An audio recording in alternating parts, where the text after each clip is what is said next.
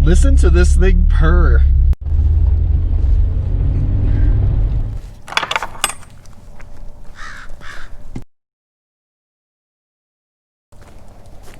That freaking injector is leaking. I don't know what is up with these O-rings. I ordered some new injectors altogether. They come with their own O-rings. We're gonna replace it all.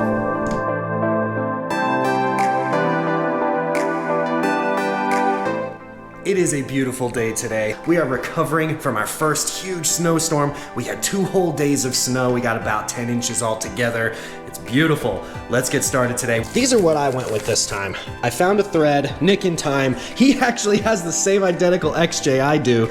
These are K-suspension 12 hole injectors, and that's actually an adapter that you need for these old style XJs. Comes with its own O-rings. Here we go. We're gonna get these swapped out. I'm a pro at this. This won't take long. First, we just want to clean up this area. This is your thermostat housing, temperature sensor. These 2 cables here, these go to your throttle position sensor. They're in the way. They go right over top of the fuel rail. Let's get those off. Let's get these vents out. There we go. Right here, fuel pressure regulator that has a little vacuum line. Same thing, runs right across the top. Let's pop that off here, just like that. Freaking ripped my knuckles open already. I swear everything about this is engineered to destroy knuckles. 6 of these guys. These are the electronic controllers. Those are for your fuel injectors. Get in here with a little tiny flathead screwdriver and get this metal clip off. Going right from the bottom like that. Twist. That just popped out. A precision set of needle nose like this will help immensely to grab on. You can see I've got that there. Don't let these go. They will go bing and fly across the room. That's those right there. Make note during all of this that my battery is completely gone. I took this out. This doesn't get run very often. I have it on a service charge over there. So disconnect your battery before you mess with these electronic plugs and sensors. I'm gonna get this whole mount. This is your throttle right here. And I'm gonna remove this with a T25 Torx. It's a little hard to get a regular screwdriver back there. So just get your 1/4 inch right here. There they are. See that? There you go. There's 3 of them. And this mount comes off of your throttle. That's the butterfly right there. Just get that out of the way. We have another sensor right here. This is sticking directly into the exhaust manifold, this whole bit here. I'm pretty sure that's an O2 sensor. Out of the way. Right here, wires running right across the top. I believe that's my IAC, my idle air controller. Just unplug that little guy, we'll move him back. Okay, best for last, get yourself a towel. It's time to disconnect the fuel. Fuel pressure regulator up at the front here. There's a quick disconnect on this return line. There's this tab here that holds the line in place. Lift that off. There we go. Pops right out, boom. Main fuel line right here.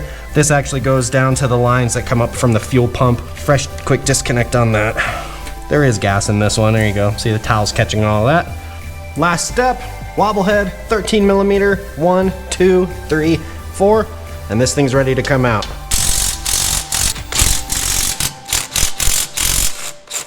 See how that just completely comes loose? There's nothing making contact but the injectors. Wiggle, wiggle.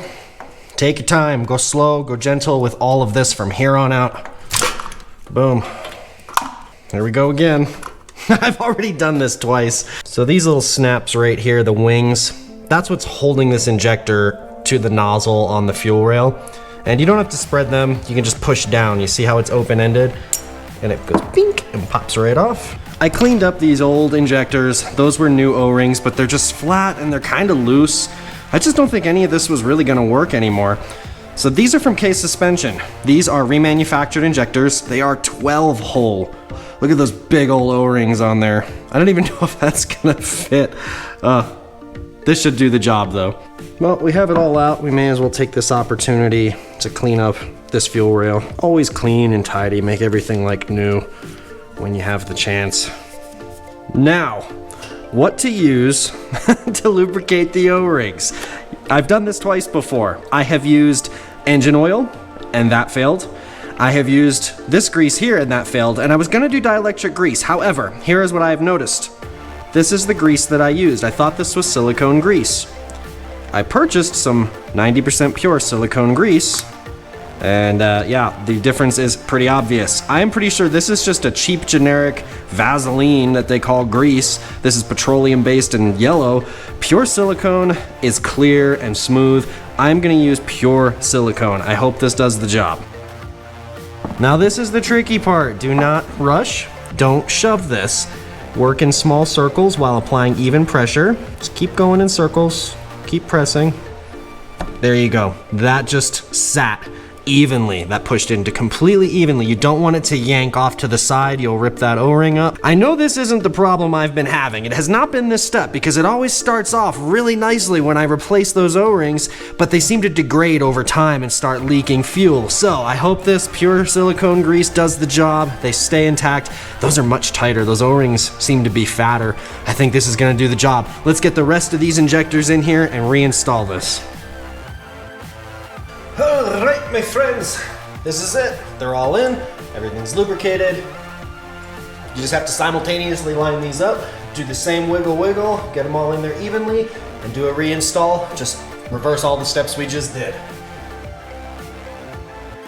And remember the rule, everything's cleaned, everything gets reinstalled with some Loctite. You don't have to over torque things, you don't have to worry about things falling off.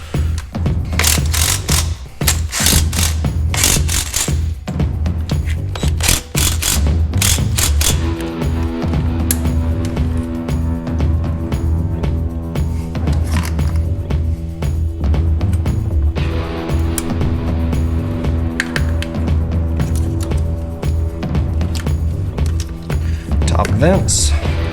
Everything is all hooked back up. I'm a little nervous here, so I leave these clips off. These are what hold the controllers onto the injectors. Now, if there's a problem and one of these remanufactured injectors doesn't work, something's not working here, and I need to pull this all apart, you don't want to fight with these again. They're really easy to put back on. They take forever to take off. So let's get the battery back in, let's fire it up, get the computer reset, and see how it adjusts to the new 12-hole injectors. We don't want to gas ourselves out. I'm so nervous. It's gonna run like crap. Let's just get that straight.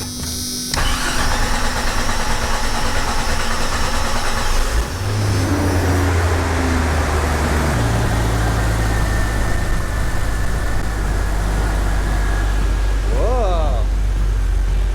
That's not bad at all.